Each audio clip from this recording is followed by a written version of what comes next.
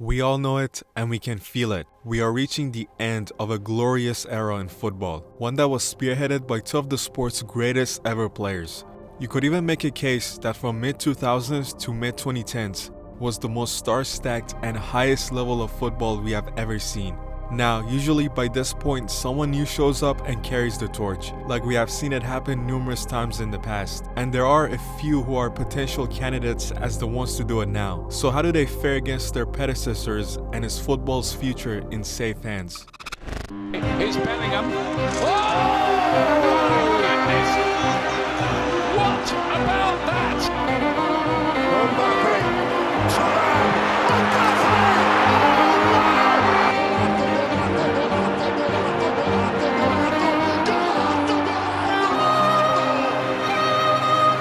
Caught on the counter. Really struck him. That's what he can do. It's hard to talk about the future stars without talking about Messi. The guy has been sitting at the top for nearly 2 decades now. This is without a question the most dominant era from any player we have ever seen. To put things into perspective, in 2007, as a 20-year-old, he finished behind Kaká in FIFA's World Player of the Year rankings. Fast forward 17 years and he has now just won FIFA's Best Player award for the second year in a row as a 36-year-old, which now officially makes him the oldest winner to win the award, a record that he had already broken last year. It's the same story when it comes to Ballon d'Or. In 2007, he finished in the top 3, and a few months ago, he won it for a record 8th time. This is something that not even the media predicted would happen when he was at his peak. In 2012, the year where Messi scored 91 goals, Bleacher Report tried to name the next 10 Ballon d'Or winners. They predicted that his run would come to an end in 2013, more than 10 years ago. They saw the future as an era of Neymar versus Hazard. Today, one of them is retired and the other semi-retired, while the Messi and Ronaldo rivalry is still going on in 2024. The reason why I mention Messi is that if you're expecting for someone to take his place, well, no way, that is just not going to happen. Not anytime soon, probably not even in our lifetime. Let's take Kylian Mbappe for example, who's widely regarded as this new generation's best player. He's now 25 years old, which is usually around the halfway point of most football careers. At this age, he's already the all-time leading goal scorer for PSG with 238 goals. He's the second highest goal scorer for France in World Cup, and the 4th highest French international goal scorer in general. He also sits in 8th place in Ligue 1 all-time rankings, 6-time French champion, and of course, the pinnacle of his career so far is the 2018 World Cup, where he became known as a teenage sensation and won France their 2nd World Cup.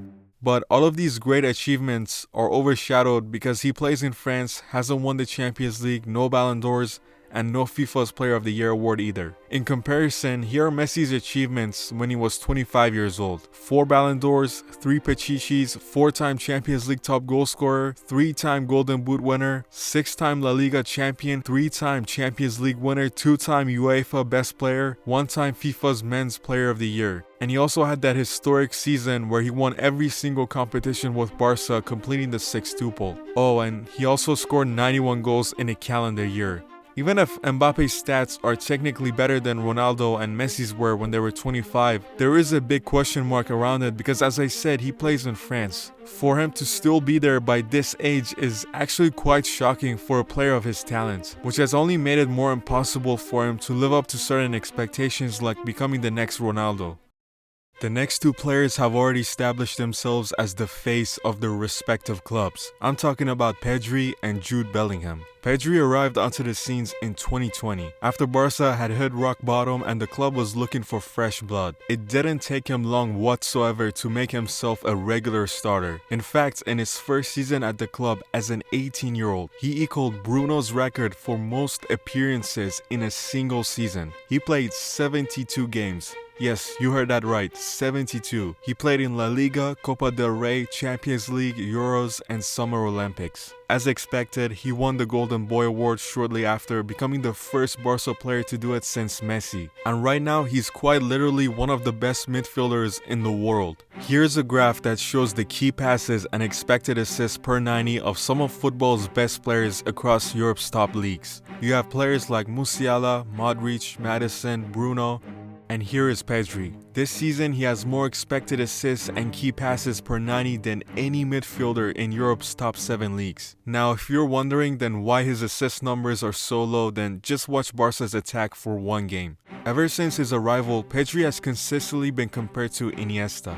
And I think most Barca fans can agree that he's on the path of one day reaching Iniesta's legend status. You could even argue he's better at his age than Iniesta was. For the majority of this season, Jude Bellingham has stolen every headline. And it's for the right reasons, because he's playing some of the best football of his career so far. He hasn't just been impressive, he's making history. Earlier during the season, he scored 14 goals in 15 games. This is something that not even Ronaldo, Di Stefano, Raul, or R9 were able to do. His clutch goals coupled with Real Madrid's impressive form has already made him one of the favorites to win the next Ballon d'Or. There is even already talks of him potentially becoming the greatest English player of all time. Back in June, when he made his move from Germany to Spain, he became Real Madrid's second most expensive signing of all time. Right now, nobody even mentions his price tag anymore, which to me really speaks volume about how game-changing he has been. In a season where many, like myself included, expected Real Madrid to struggle after the departure of one of their best players, Benzema, plus some big injuries to key players like Courtois, Militao, and Alaba,